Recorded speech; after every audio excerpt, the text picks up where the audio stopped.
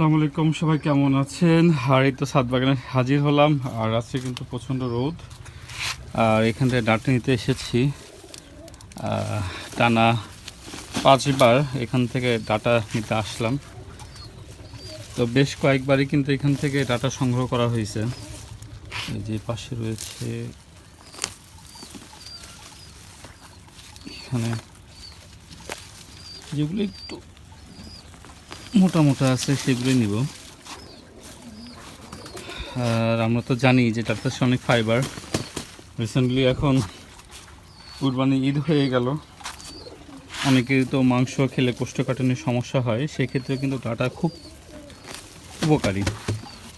এখানে আসছে অনেক ফাইবার, কোষ্ঠকাঠিন্য দূর হবে, প্লাস হজমে সহায়তা করবে।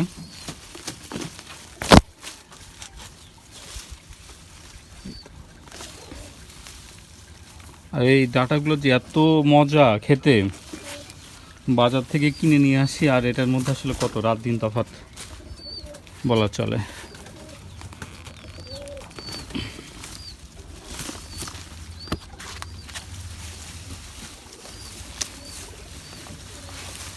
তো আপাতত এই কয়টা তুলে নিলাম। আর যেগুলো চিকন চিকন রয়েছে, যে একটা নিচে পড়ে গেছে, যেগুলো চিকন চিকন রয়েছে সেগুলো কিন্তু আরও একদিন বা 2 দিন তোলা যাবে মাশাল্লাহ।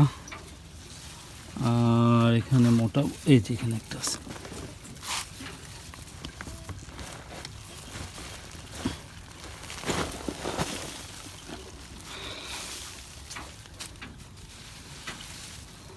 আলহামদুলিল্লাহ, একদম ফ্রেশ টাটকা ডাটা নিয়ে এলাম। আর এই পাশে যে ডাটা হয়ে গেছে, এগুলো সে বীজ করব, এই জন্য এগুলো তুলব না। বীজ হয়ে গেলে বীজ সংগ্রহ করে এগুলো মাঝে মাঝে কিন্তু লাগিয়ে দেওয়া যাবে। আর এই তো এখানে কিন্তু এই যে সুন্দর করে মুরগিগুলো বসে আছে।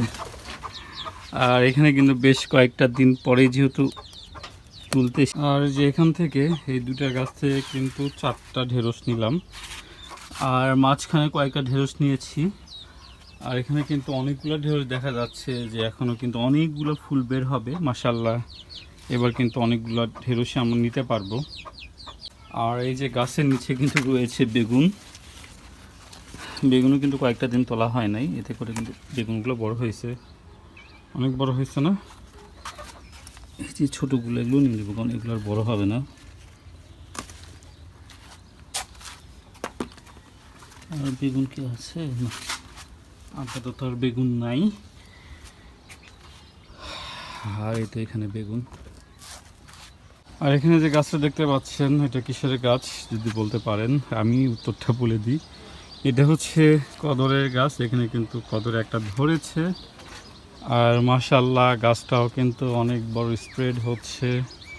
এখানে একটা দড়ি কালারের গাছ আছে, এখনও পর্যন্ত কালাই ধরে নাই। সকালবেলা থেকে আসলে প্রচুর পরিমাণে রোদ ছিল, তো এই জন্য আসলে এগুলোতে পানি দিতে দিতে অবস্থা খারাপ হয়ে গেছে আর কি। তো ফাইনালি কিন্তু এখানে অনেক কিছু নিতে পারলাম, বেগুন, ঢেঁড়স, ডাঁটা। আলহামদুলিল্লাহ অল্প পরিমাণে হলেও দেখতে কিন্তু খুব মন্দ লাগছে না। তো যাদের আসলে সুযোগ আছে, আমি যেটা সবসময়ের জন্যই বলি, তারা কিন্তু অল্প পরিসরেও কিন্তু এই ডাঁটা হোক, সবজি, বিভিন্ন ধরনের সবজি, শাক কিন্তু লাগাতে পারবেন। তো সবাই ভালো থাকবেন, আল্লাহ হাফেজ।